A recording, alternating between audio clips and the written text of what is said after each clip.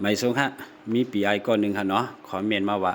กาบูชามาเสซ้ำเอามาขายกินได้เปิ้นนำเลียดค่ะปีไอนี่ค่ะเนาะอันนี้ก็ขาวเตมาย้อนซับเลี้ยงนี่ค่ะเนาะลองคาเลยกับบุกจ่อเหรียญครูว่าปอตีเมืองพงในมาค่ะเนาะขาวก็กะเฮ็ดกุศลดังดีมาเย้า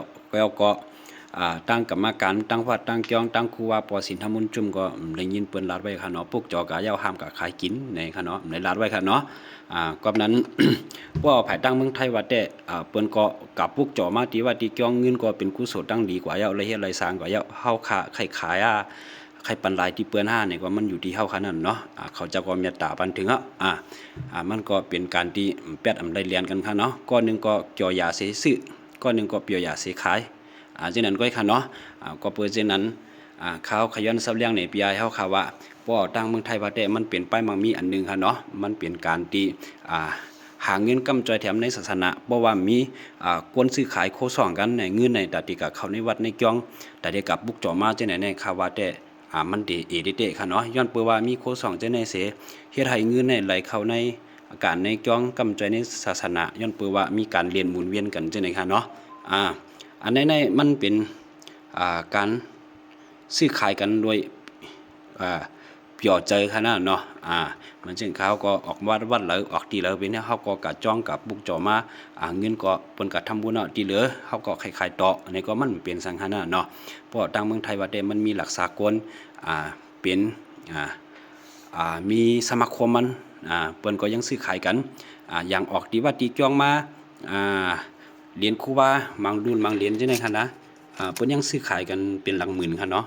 มีไผห้ามมีไผว่าย้อนเปื่อว่ามันหลักล้านจังได๋ก็ยังมีค่ะหลักแสนจังได๋ก็ยังมีค่ะเนาะมันจะเรียกว่าผิดปักเปิงค่ะเนาะอันนั้นนี่ก็ให้พี่ใหญ่เฮาป้องใจบันพองค่ะเนาะเฮาจะได้ว่าขายกินหมุนเจ้าหมุนจ้างเฮาจะได้ขายกินพลาตลาสังขาค่ะเนาะอันกวนที่อันกะขายกินเนี่ย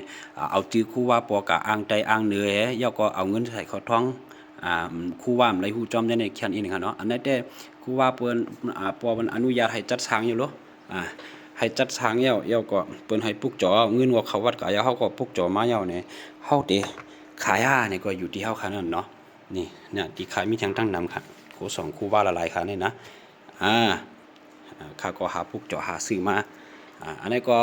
พวกยายห่ำป่องใจก็โทรมาตักมาถามใครค่ะนะเนี่ยนะอันนี้ขัดแถมมันจ้อมอันนี้ไผปลุกจ่อโค2ของดีเงินหมักใจจิตค่ะนั่นนะโอเคป้อใบป่องใจดีก็ต้องตักมาพูดคุยอุบกลุ่มกันเลยค่ะเนาะ BI เขาเรียกไปอยู่ตะกี้เลือกเมืองพงไอ้เรียบเดี๋ยวคู่กันดีกว่าเนาะลองอันโค2จะได้ค่ะเนาะเปิ้นยังประมูลกันเหรียญได้เป็น300,000ปลายค่ะเนาะยกว่าเปิ้นขึ้นก็ทำซื้อต่อกันเป็น400,000จังได๋ก็ยังมีค่ะเนาะเจ้าเปิ้นยังขายค่ะเนาะมันเป็นโค2ของดีวันหน้าวันตามาเฮาปลุกจ่อไว้แล้วขึ้นมากำจอยแถมเฮาขึ้นเป็นกู้โศกขึ้นมากำทอเฮาขึ้นย้อนเปิดบารมีคู่ว่าปอหั่นน่ะเนาะอันนี้ก็วันละเปียเฮาติดป่องใจอยู่ค่ะเนาะค่ะไม่สูงค่ะ